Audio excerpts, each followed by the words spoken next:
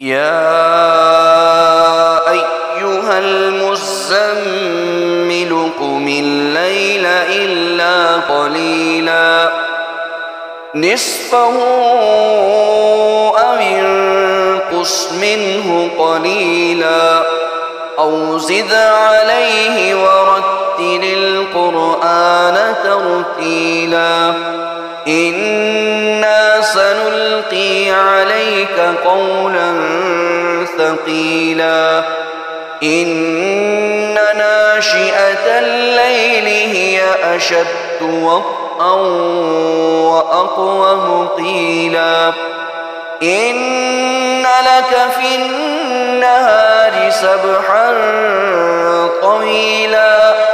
واذكر اسم ربك وتبتل إليه تبتيلا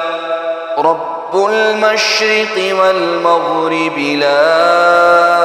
إله إلا هو فاتخذه وكيلا واصبر على ما يقولون واهجرهم هجرا جميلا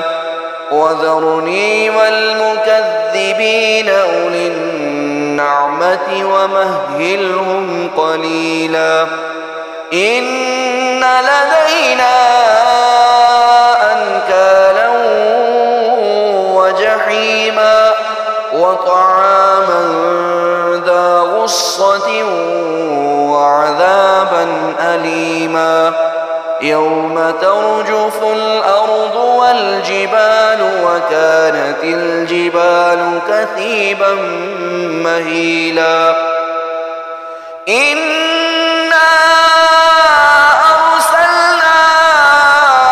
إليكم رسولا شاهدا عليكم كما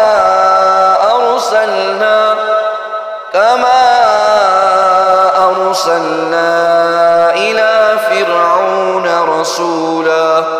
فعصى فرعون الرسول فأخذناه أخذا وبيلا